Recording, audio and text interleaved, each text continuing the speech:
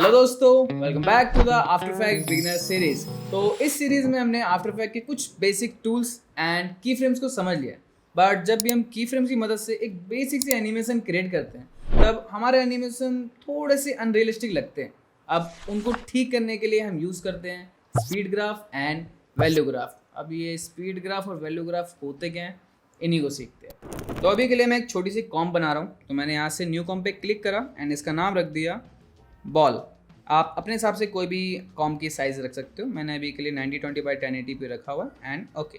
तो आपके सामने एक कॉम क्रिएट होकर आ गई है। अब आप यहाँ पर कोई भी चीज़ ड्रॉ कर लो। जैसे कि मैंने एक सर्कल ले लिया एंड इस सर्कल को मैं यहाँ पे ड्रॉ कर लूँगा। आप एक काम और कर सकते हो कि अभी ये देखो कितना ही लंबा कितना ही बड़ा इसको बना सकता हूँ। तो शिफ्ट को भी दबाऊँगा अगर मैं, तो परफेक्ट सर्कल बनकर आएगा, या कोई भी शेप जो आप बना रहे हो वो परफेक्ट बनकर आता है।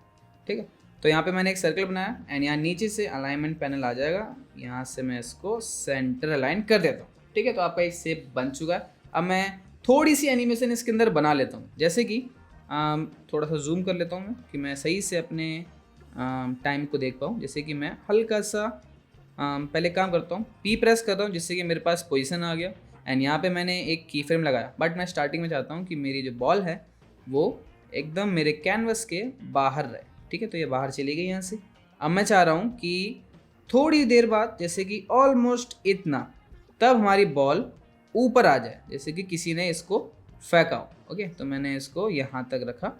ओके, फिर हल्का सा और टाइम बाद ये चीज़ हमारी वापस से सेंटर में आ जाए। अब सेंटर में आने के लिए क्या करोगे आप, इस वैल्यू के ऊपर राइट क्लिक करना, यहाँ से आपको रीसेट का बटन मिल जाएगा। अच्छा, रीसेट से होगा क्या, सिर्फ आपकी जो की फ्रेम की वैल्यू है वो रीसेट होगी, सारे के सारे की फ्रेम्स हटेंगे नहीं आपके। जैसे कि मैंने यहाँ से रीसेट करा तो यहाँ पे जो वैल्यू थी पहले सेंटर वाली, वही वैल्यू यहाँ पर लगकर आ चुकी है। अब एक बार इस एनिमेशन को हम देख लेते हैं प्ले करके। ओके, मैं एक बार यहाँ पर क्या कर रहा हूँ कि ये आगे का प्ले होता रहेगा। जैसे कि मैं प्ले करता हूँ ना, तो ये आगे का प्ले होता रहता है, बल्कि हमने आगे तो कोई एनिमेशन बना ही नहीं रखी है। तो एक काम करूँगा मैं कि जैसे मैं यहाँ तक का हिस्सा देखना चाहता हूँ बस, तो मैं यहाँ पे आके एन दबा दूंगा, ओनली एन। जैसे एन दबाता हूँ मैं, तो आपका देखो यहाँ पर इन एंड आउट, एक तरह से बिगिनिंग एंड एंडिंग कहते हैं इस चीज़ को। ठीक है, एंड लग जाएगा।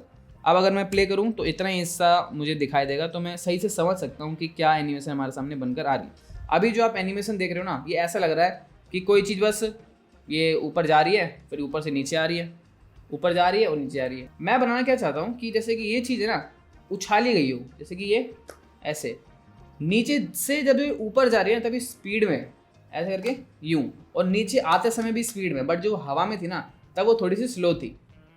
ठीक है, टूट ना जा रही है। ओके, तो अब इस चीज़ को हम सही कर लेते हैं। उसके लिए हम यूज़ कर लेंगे अपने ग्राफ्स को। अब ग्राफ का यूज़ करने के लिए एक चीज़ ध्यान में जरूर रखना कि आपने अपने की फ्रेम से ना ईजीज कर रखे हों। जैसे कि मैं यहाँ से F9 प्रेस कर देता हूँ तो हमारे ग्राफ थोड़े से ईजीज हो जाते हैं। अगर मैं एक बार इसको भी प्ले करके दिखाऊँ, ठीक है, तो ये एनिमेशन भी स्मूथ है काफ़ी हद तक, बट ऐसा लग रहा है कि वो लास्टिकनेस सी जब उसके अंदर आ चुकी है, जैसे खींचा जा रहा है उसको।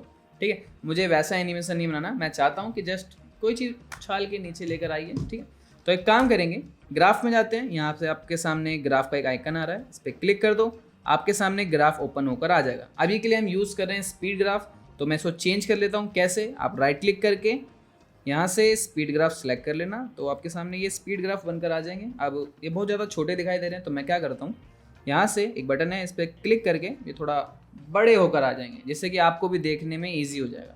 क्या करते हैं, जैसे कि ये जो पॉइंट है हमारे सामने, अगर मैं इस पॉइंट पे क्लिक करूँ, ओके, एंड ये हैंडल दिखाई दे रहा है, आप किसी भी पॉइंट पे क्लिक करो तो हैंडल दिखाई देने लग जाते हैं आपको।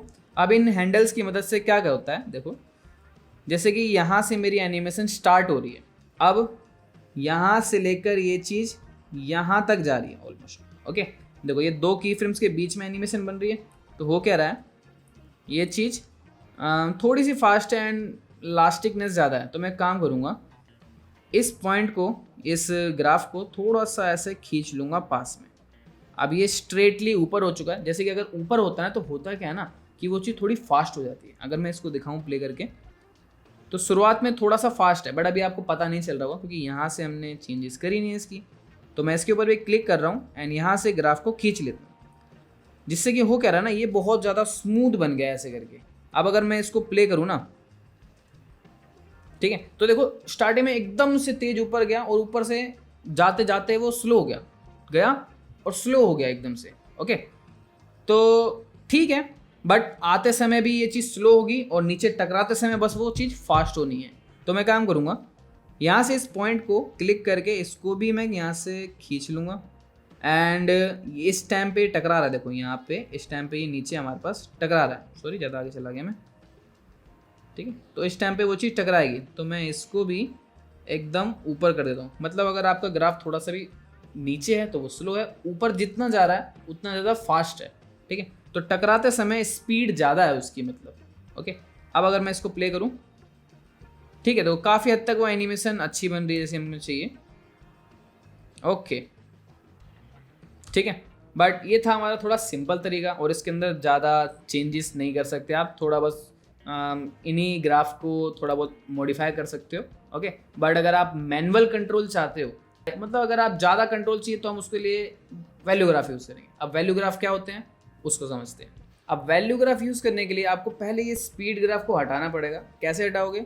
यहाँ से ग्राफ एडिटर को बंद कर लो एंड जितने भी की फ्रेम्स बनाए हैं आपने सभी को सिलेक्ट करो एंड कंट्रोल दबा के इन की फ्रेम्स के ऊपर आप क्लिक कर देना, जिससे कि हमारे जो की फ्रेम्स थे वापस पहले से हो गए। अब मैं नया काम स्टार्ट कर सकता हूँ। जैसे कि एक चीज़ और, जैसे कि आप वैल्यू ग्राफ यूज़ करने वाले हो तो वैल्यू ग्राफ में ज़रूरी है कि आपके पास सारी वैल्यूज़ अलग अलग दिखाई दे रही हैं।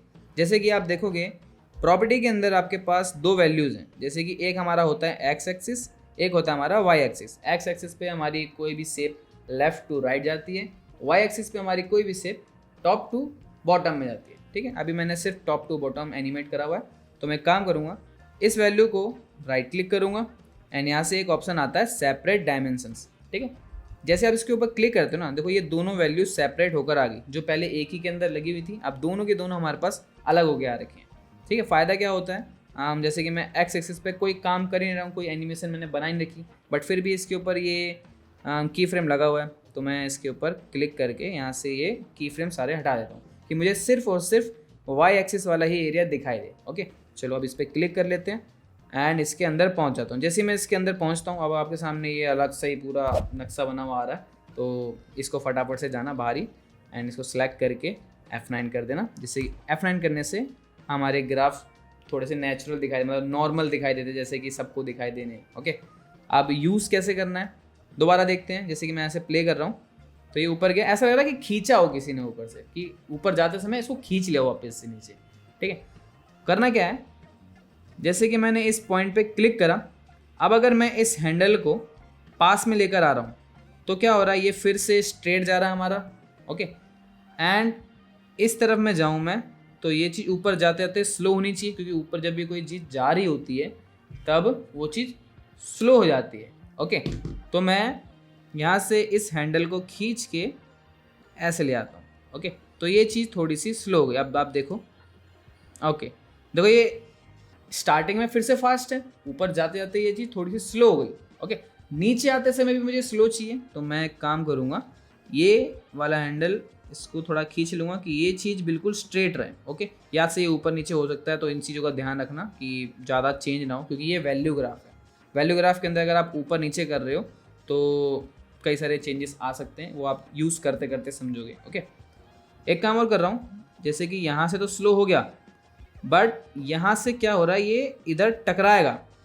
जब कोई चीज़ मैं यहाँ से फेंक रहा हूँ, समझ लो यहाँ पे कोई जगह है, मैंने यहाँ से फेंका और यहाँ पे ऐसे रुका, बीच में यहाँ रुकेगा, स्पीड में रुकना चाहिए वो चीज़। ठीक है, तो मैं यहाँ से इस हैंडल को भी इसकी तरफ लेके चल जाऊँगा, जिससे कि बहुत ज़्यादा फास्ट हो जाएगा। अब क्या है ना, यही काम हम अपना स्पीड ग्राफ के अंदर भी कर पा रहे थे और यही काम हम वैल्यू ग्राफ के अंदर भी कर रहे हैं, तो दोनों में डिफरेंस क्या है? डिफरेंस क्या होता है ना, इसमें आप बहुत ज़्यादा अच्छे तरीके से ना अपने ग्राफ के हैंडल को मूव कर सकते हो। जैसे कि देखो बहुत ज़्यादा स्ट्रेट जा रहा है, उतना ज़्यादा स्ट्रेट हमारा स्पीड ग्राफ नहीं जाता, उसको मैनेज करना ईजी ज़रूर है, बट वैल्यू ग्राफ थोड़ा मैनुअल है, थोड़ा प्रिसाइजली काम करता है। अब एक बार इसी एनिमेशन को देख लेते हैं हम कैसा बना।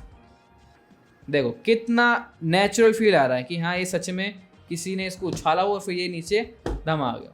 ओके, इसको अगर आप थोड़ा सा और इंटरेस्टिंग बनाना चाहते हो तो आप एक काम करना, यहाँ से ग्राफ एडिटर से बाहर आ जाओ, या नहीं भी आओगे तो भी कोई दिक्कत नहीं है। बस आप एक काम करो, आपकी जो लेयर है ना, इस लेयर के आगे एक बटन है ये वाला। ठीक है, यहाँ पे ऊपर दिखा रखा है कि यह क्या चीज़ है, तो इसमें है मोशन ब्लर।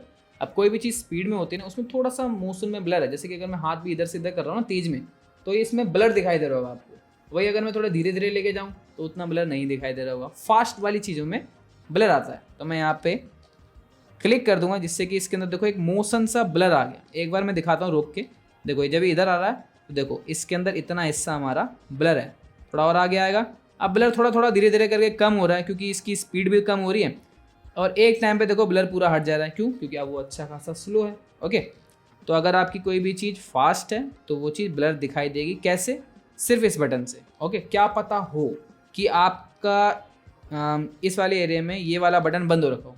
ये हमारा एक तरह से मास्टर बटन है जो आपके ग्राफ एडिटर के बगल में ही है। इससे आप पूरी वीडियो के अंदर जितनी भी लेयर्स में आपने मोशन लगा रखा है, मोशन ब्लर, उसको एक ही बारी में ऑन या ऑफ कर सकते हो। ओके, तो अब हमने स्पीड ग्राफ और वैल्यू ग्राफ दोनों को समझ लिया है कि स्पीड ग्राफ का यूज़ कब होता है। अगर आप कोई बेसिक सी छोटी मोटी सी एनिमेशन बना रहे हो, ज़्यादा बर्डन नहीं चाहिए आपको, स्पीड ग्राफ यूज़ कर लो। बट अगर आप मैनुअल कंट्रोल चाहते हो कि आप अपना थोड़ा दिमाग लगा के हर एक चीज़ को बनाओ अपने अकॉर्डिंग, तो आप वैल्यू ग्राफ को यूज़ करो। अब क्या है ना, इस सीरीज़ के अंदर हमने कई सारी चीज़ें सीख ली हैं कि बेसिक इंटरफेस क्या होता है, की फ्रेम क्या होती है, मूव कैसे करना है, लेयर कैसे बनानी है, बहुत सारी चीज़ें। अब हम ट्राई करेंगे कि हम कुछ चीज़ें क्रिएट करें।